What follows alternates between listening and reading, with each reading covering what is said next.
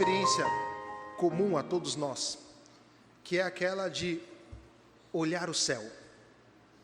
Quem de nós aqui nunca se maravilhou quando, vendo a lua cheia, paramos e ficamos algum tempo observando?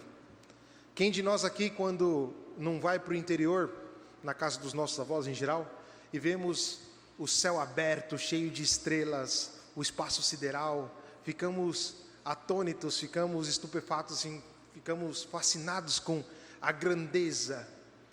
E o céu sempre nos interroga, porque o céu nos fala, por assim dizer, do nosso desejo de infinito, nosso desejo de encontrar algo grande, algo que vale a pena ser vivido. E é por isso que sempre nos emocionamos quando vemos um pôr do sol, sempre nos emocionamos quando vemos o nascer do sol. Me permitam um testemunho particular esta manhã. A Fabi tinha acabado de chegar no aeroporto junto com a irmã. Quem viu o céu essa manhã estava lindo, era por volta das 6h20, aquela luz laranja, as nuvens, e a gente fica fascinado com isso. E é esse fascínio do céu, é o que levou o homem a querer explorá-lo. Nós sabemos muito bem que na década de 60, o homem pisou na Lua. Pisando na Lua, Armstrong diz: um pequeno passo para um homem, um grande passo para a humanidade. Só que o homem não parou por aqui. Construímos uma estação espacial que está fora da órbita da Terra, onde as pessoas podem passar lá tempos bastante longos. Eu acho que ela está bastante feliz hoje, tá com desejo de infinito, né, filha? Olha só, está querendo se esconder da mãe. Tudo bem, a gente te entende, fica tranquila. Vai lá, ó, tua mamãe está te esperando, filha. Lá, ó, é isso. Ela quer rezar, quer se ajoelhar. Tudo bem. Muito bem. Então o homem, ele começa a criar esse desejo de explorar o espaço. E agora nós recebemos algumas notícias, inclusive, que até 2030 o homem vai para Marte. Estão fazendo testes para isso. Vimos esses dias aí a SpaceX, que era um super foguete, que a ideia é levar os suprimentos necessários para chegar em Marte. E o homem continua explorando o infinito. Talvez um dos mais revolucionários foi aquela chamada James Webb, que é um telescópio super potente, que colocaram no espaço e começaram a fazer fotografias de galáxias distantes do profundo do universo que o homem nunca tinha visto. E aquilo nos deixa fascinados, nos deixa... Quem viu as fotos da James Webb ficou, eu pelo menos, coloquei até como fundo de tela do meu computador. É uma coisa impressionante. Mas como bom cristão, e aqui acho que o Alexandre vai gostar dessa pergunta, a gente pode fazer uma pergunta muito bobinha. Será que um dia, pela nossa força, nós vamos descobrir onde Jesus mora? Ontem eu coloquei a culpa nas crianças, porque eu falei assim, essa aqui poderia ser a pergunta de uma criança, mas foi a minha pergunta, muito idiota. Mas será que com o James Webb nós vamos descobrir onde Jesus foi parar? Né? Porque a festa de hoje, a festa da Ascensão, é uma festa astronômica, vamos dizer assim. Jesus Cristo sobe como um foguete, sobe. Os discípulos olham para o céu, vem uma nuvem e leva Jesus. Isso aqui é muito astrofísico, é muito astronomia. E aí nós vamos fazer essa pergunta, mas onde Jesus foi parar? E é aqui que nós vamos tentar responder. E vamos tentar coligar a resposta com os batismos que estamos celebrando hoje e, obviamente, com a nossa vida. Até porque Jesus Cristo no Evangelho fala: ide por todo o mundo e batizai todas as pessoas em nome do Pai, do Filho e do Espírito Santo. Estamos cumprindo hoje o mandato próprio deste Evangelho. Muito bem. Para responder à pergunta, nós temos que partir de alguns elementos que compõem a festa da Ascensão. O primeiro elemento é que essa festa deveria ter ocorrido na sexta-feira. Ela não é uma festa dominical, ela é uma festa semanal. Mas essa festa acontece 40 dias depois da Páscoa. E o número 40 nos recorda muita coisa. 40 anos no deserto.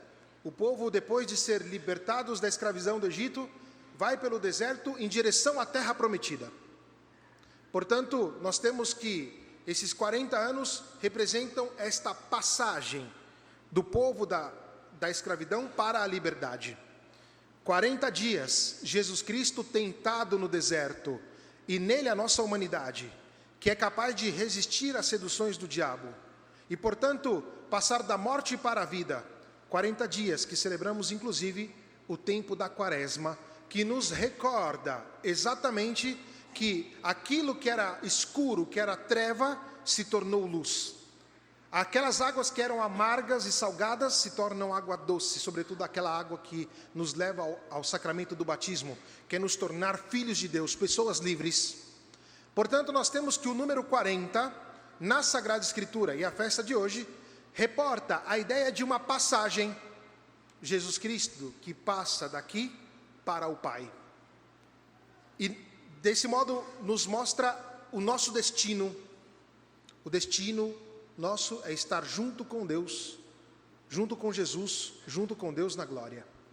E portanto, esta passagem nos diz muita coisa.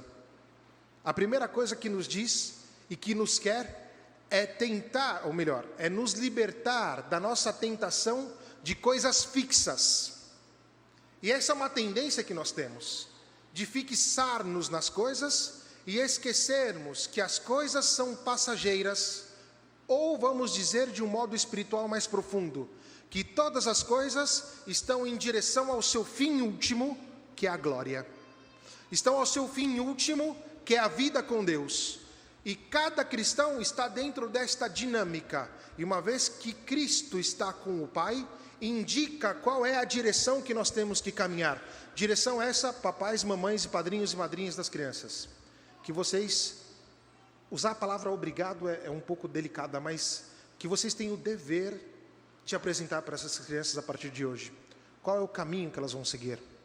Um caminho de coisas fixas neste mundo, ou um caminho que, sabendo as coisas deste mundo, vai em direção a algo maior, ao desejo de infinito que cada criança aqui possui, que nós possuímos e que nós queremos andar na direção. Uma vida estática não produz fruto. Só produz fruto quem está em direção. Portanto, a festa de hoje nos recorda, primeiramente, que nós estamos em direção a este lugar, que Jesus Cristo inclusive disse: vou preparar-vos, um lugar que é preparado para nós.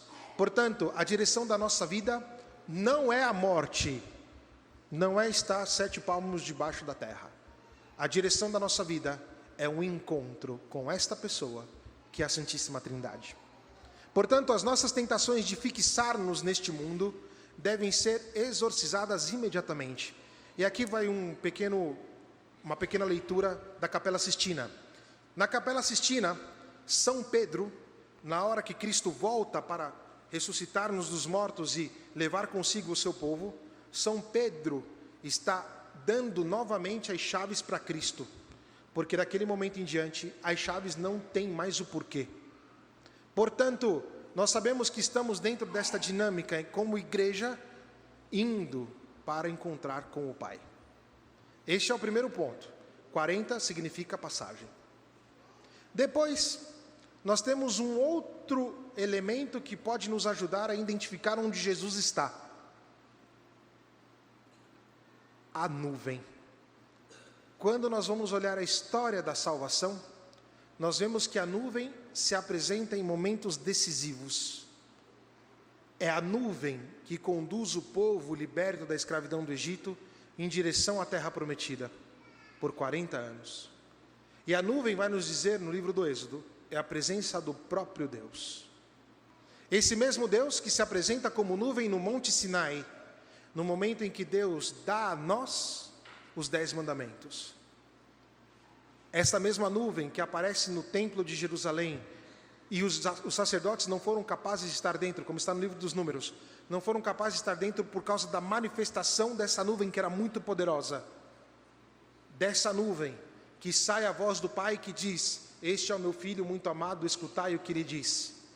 Esta nuvem que hoje toma Jesus, por assim dizer, e o leva. O que é esta nuvem? A nuvem é a presença de Deus. E é aqui que nós conseguimos interpretar, por graça da fé, onde Jesus entrou. Jesus não saiu da órbita terrestre. Não saiu da órbita terrestre. Jesus entrou na glória do Pai. Compreender isto de modo puramente racional é difícil. E é por isso que nós precisamos do Espírito Santo. Livro dos Atos dos Apóstolos, primeira leitura de hoje.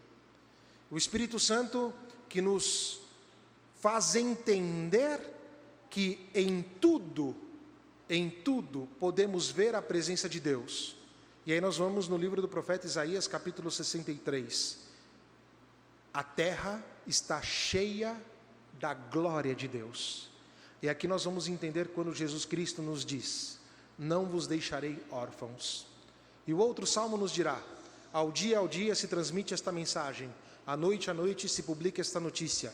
Não são discursos, nem frases ou palavras, nem são vozes que possam ser ouvidas. Seu som ressoa e se espalha em toda a terra. Chega aos confins do universo a sua voz. E a beleza de ver as fotografias de James Webb é poder ver a grandeza da glória de Deus, porque tudo proclama a glória dele. Glória que nós participamos por graça do nosso batismo e que as crianças hoje receberão e poderão ser chamados de filhos da glória, porque entram hoje na graça da glória de Deus, como nós cristãos já participamos. E aqui entra o Espírito Santo, porque o Espírito Santo é aquele que nos conduz à sabedoria de entender que todo o criado foi feito por meio de Cristo, como nos dirá São Paulo: por meio dele todas as coisas foram criadas por nós homens e para a nossa salvação. E portanto, um cristão, ele não vive na relação com o criado a partir do pecado, mas vive na relação com o criado pelo fato que ele é filho de Deus e sabe que em todo o criado é capaz de glorificar Deus e sobretudo a nossa vida, que hoje é chamada a dar um testemunho profundo da glória. A nossa vida que hoje é chamada a demonstrar que nós somos, entre aspas, estrangeiros aqui, que estamos em direção a uma plenitude. Plenitude essa que não é dissociada daquilo que vivemos hoje, que está presente hoje. Nós vamos ver na oração final, fala bem sobre isso. E que, de alguma forma, revela a glória do Pai. E quem dera que cada um de nós cristãos revelássemos a glória de Deus com a nossa vida. E aquilo que se espera para cada uma dessas crianças. Por isso, pais e mães, padrinhos e madrinhas, não privem os seus filhos de crescerem sendo educados na glória de Deus. E essa educação à glória de Deus quer dizer a vida de oração, a vida sacramental, o privilégio de vir na missa todos os domingos. É isso que vai fazer deles, assim como todas as nossas crianças. Nossa igreja é cheia de crianças, isso é uma graça. Assim como todas as nossas crianças, elas são chamadas a viver a graça de uma educação para a glória. E é o que nós queremos. Esse desejo de infinito que nós temos dentro de nós, esse desejo de ver a grandeza do mundo, esse desejo que é despertado quando olhamos as galáxias, olhamos o universo, olhamos as estrelas, não é nada mais do que o nosso desejo de ter a glória, de possuí-la. E nós já possuímos, pela graça do sacramento da Eucaristia, pela graça do sacramento do batismo, pela graça de estarmos reunidos enquanto comunidade, e aí podemos entender a presença de Deus, por graça do Espírito Santo que está presente em tudo, e compreenderemos que estamos esperando o Deus em Cristo que vem nos buscar. É só nesse sentido que entenderemos a festa da Ascensão hoje. De contrário, nós vamos só falar besteira. Por isso, é importante ter consciente que estamos em caminho, mas no hoje, no jaio ainda não, podemos já viver, por assim dizer, alguns esboços da glória de Deus na nossa vida. E aquilo que Cristo fez e faz para cada um de nós é uma glória. Termino com o dado cultural, sempre no final da homilia um dado cultural muito bonito. Quando vocês tiverem a oportunidade de ir para a Itália, só falar com a Fabiana, vocês vão em Pádua, onde está Santo Antônio. Antes de chegar na igreja da Basílica de Santo Antônio, que é lindíssima, tem 500 metros antes, na avenida, depois da estação ali, tem uma igreja, que é uma capela, muito bonita e pouco conhecida. Chama Capela degli Scrovegni. A Capela degli Scrovegni foi pintada por um pintor chamado Giotto. E hoje de manhã até uma menina falou assim: padre, o senhor elevou a minha cultura, porque eu pensei que Giotto era só o chocolate. E eu nem sei que chocolate é esse, mas tem um chocolate chamado Giotto. A partir de agora você saiba que Giotto é um pintor, que é o predecessor de Michelangelo, ou seja, ele abre a escola de Michelangelo. Eles não tiveram contato, mas o seu estilo de pintura vai culminar na Capela Sistina. E a Capela degli Scrovegni é, por assim dizer, um esboço muito melhor do que aquele da Capela Sistina, é muito mais bonita que a Capela Sistina. E lá tem a Ascensão, e tem, o quadro é lindo, depois você procura lá, Ascensão, Capela degli Scrovegni, com S mudo, tá? Scrovegni. E Giotto teve uma intuição fantástica.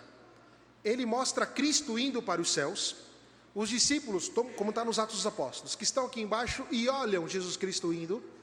E a coisa mais legal é a sinfonia das mãos, todas as mãos que apontam para o céu, como dizendo, eu quero pegar isto aqui. Mas o surpreendente é que as mãos de Jesus não aparecem. As mãos de Jesus, como que elas saem do quadro. E ele não fez por um erro de medida, ele fez aquilo de propósito. Como que a mão dele abrindo toda a realidade para nós, para podermos ver a glória de Deus e ao mesmo tempo a sua presença no meio de nós. Essa é a intuição de Giotto e essa é a beleza que podemos pegar dessa pintura. E esse é o nosso desejo. Nós queremos pegar a glória de Deus. Nós queremos a glória de Deus. Não podemos negar isso. O nosso desejo de infinito é pegar esta glória. E hoje é o dia que podemos fazer isso. Com as nossas crianças que serão batizadas, que recordam o nosso batismo, é o dia que podemos fazer isso, reavivando em nós o fato que nós não fomos feitos para a morte, mas para a glória. Que assim seja. Amém.